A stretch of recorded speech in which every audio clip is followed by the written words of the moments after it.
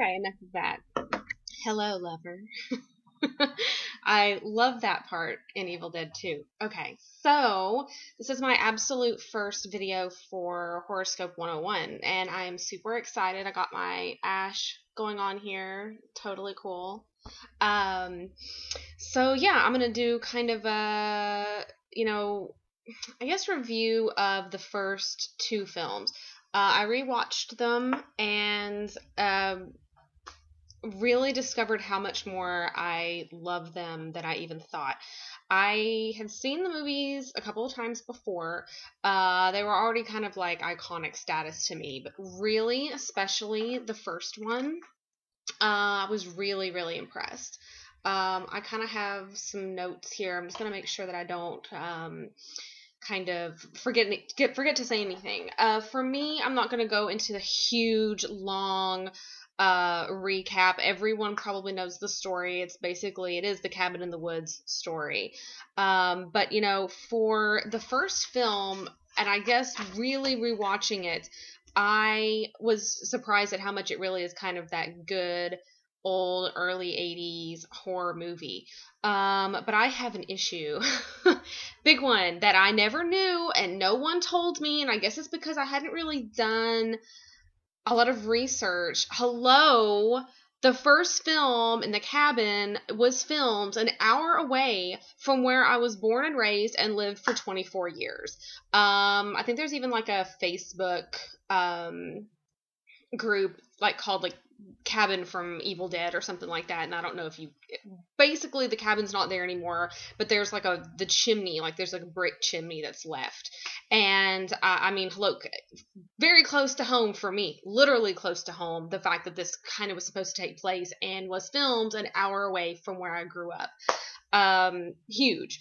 I was really struck by the cinematography in the first one. A lot of just really, really awesome imagery. But one of my favorite scenes, and actually in the entire first film, was the scene between Ash and his girlfriend Linda. This is before all the shit hits the fan, when he goes and he gets the little box and he's going to give her the gift. The gift wound up being very profound throughout the film of how it was used. The necklace, which I totally want one, by the way. It's the shifting of eyes between them. There's almost the suspense. The first real, I don't know, real suspenseful moment in my mind is that, and it's a romantic moment, and I think that is so cool when she kind of tries to go for the box, and he watches her, and he's, Bruce Campbell is so totally amazingly cute in that scene, and I love them together, and the direction of that is just fantastic, and I thought that was really something that, as I said, I didn't really pick it up the first couple of times I saw that movie, but this time, really watching every minute detail of this film, love that scene between them. It's fantastic. A few other scenes that I really, really picked up on were, when the blood was really filling up every single corner of the cabin. One in particular is when the blood comes through the light bulb and, starts filling up the light bulb. And I love that. Just the imagery of the blood filling the light bulb. That was just so amazing to me. One thing that really struck me, and as I said, I'm sorry, this is maybe not so much a review as so much as it is me just kind of saying things I loved about this movie. I'm going to be one of the last people that probably does a lot of the videos for Horoscope as that I put them on Sunday, which is kind of when the new categories start. You probably have heard any and everything, so hopefully my point for my videos will be to kind of give you a little different perspective, kind of just tell you some stuff that I loved, see if you agree, and hopefully you will like my videos. Me and Ash. Okay, so one thing that I really noticed this time watching the tree rape, or whatever you want to call it, the tree rape scene, is that I've always found rape stuff really interesting in films, and I usually hate it. I don't like Last House on the Left because of that. I get the point of it, but it's very, very hard, and maybe it's because I'm a female, to watch rape stuff. But to me, this was done, and I hate to say that you can put a satire on rape. It's not funny and it's horrible, but they do kind of do that. And these videos aren't to be taken seriously, people, so don't take them very seriously. I don't want complaints or anything, but it's kind of a satire on a lot of the rape, kind of like terror porn that a lot of people put in movies, I think, to I say this all the time, there's actually a lot of romance novels that women really love that involve rape. There's really a lot of you can have a big conversation about rape in literature and in film. But so I think that for them to put that in there, it's kind of like, oh yeah, well, we're not going to show rape in this movie. We're going to show like this weird satirical, like, plants raping this girl.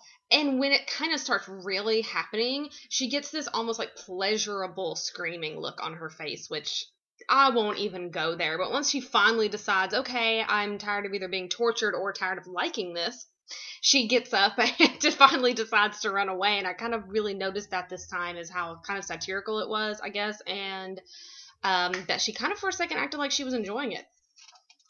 That was, yeah, interesting. I guess one of my other favorite parts is when finally, when the shit does start hitting the fan, and Linda just kind of looks up at Ash and goes, Ash, I'm scared. Okay, first of all, after seeing one of your friends being possessed like that out of the blue, when maybe you never knew that any supernatural stuff was even possible, the last thing I'm going to say to my boyfriend is, I'm scared. No, it's going to be, we're getting the fuck out of here. Like, immediately. I don't care if we're going to run through the woods. We're getting out. Like, out. Like, no way, I'm scared, but there always has to be damsels, I guess, in these films, and I guess she was one of them. Yeah, have you ever noticed that the Deadites in this film have, like, white shit, like, the androids and aliens? I don't know why that didn't really occur to me the first time, but I'm sitting there going, oh, they look like androids being chopped up, because they're spewing this white shit, just like they did in Alien and Aliens.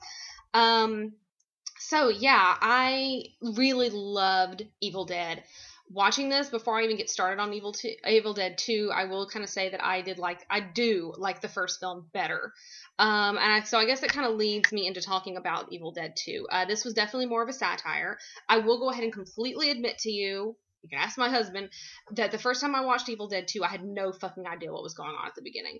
I was watching this fresh. I was watching this like I'd never seen it before, never really talked to anybody about it before. My husband hadn't seen it either, and I'm like, what the hell is going on? Without really understanding, the beginning of the film is kind of like their cheap way of doing a recap, and then it kind of picks up from there with Ash getting kind of possessed for a minute and then waking up the next day and he's fine. I didn't really get that it was supposed to be kind of like a recap at the beginning. I'm like, what is kind of going on? He's back at the cabin with another girl. No, I understand, by the end of it, I'm like, okay, that's what it was. So the first time I saw this, it was like, really, okay, what is going on? But as I said, I get it now. And I really do love the second film. And it is, as I said, more of a satire. I love corny stuff. I've said that in a lot of my videos, that I love cornball acting. And I think it can be done in a really great, funny, satirical way. For some reason, I just really like the first film better, and that it did take it a little more seriously. I never know what I'm going to prefer, ever. I think, the highlights for me were definitely the dancing corpse. I just love that. The stop motion animation back then, you could always tell, especially now because we have CG, and CG is seamless usually, and it just looks sometimes almost too perfect. But you can totally tell that it's kind of subpar, stop motion, but I love that. I always, thought that was so cool. There's one thing that happens in this film that really harkens back to the first, and that is there's a light bulb that is like, splashed with blood. And just watching these two completely back to back, and one of my favorite things I noticed in the first film was that light bulb filling up with blood. When you get the blood splashing onto the light bulb, that totally took me back. I mean, that to me is just an iconic shot, is the light bulb with the blood. So, and of course, my favorite thing, and I hope you can kind of see it on my shirt, it says groovy. I love the groovy scene. I come on, perfect. Don't have too much more to say about Evil Dead 2 other than just it to me it's kind of serious versus satire. I actually did read a review of very short kind of synopsis review of Roger Ebert I guess back then did do a review of it. And as I've said in a previous video, he was not a huge horror fan. He called them dead teenager movies. But he actually said that he got this film and he said that you could go and it'd be pretty entertaining. I think he gave it 3 stars and said that it was pretty fun and he got the satire. So when Roger Ebert got the satire, I think when he saw horror as satire, he preferred it than when it was trying to be too serious and just killing as many people as possible for no reason.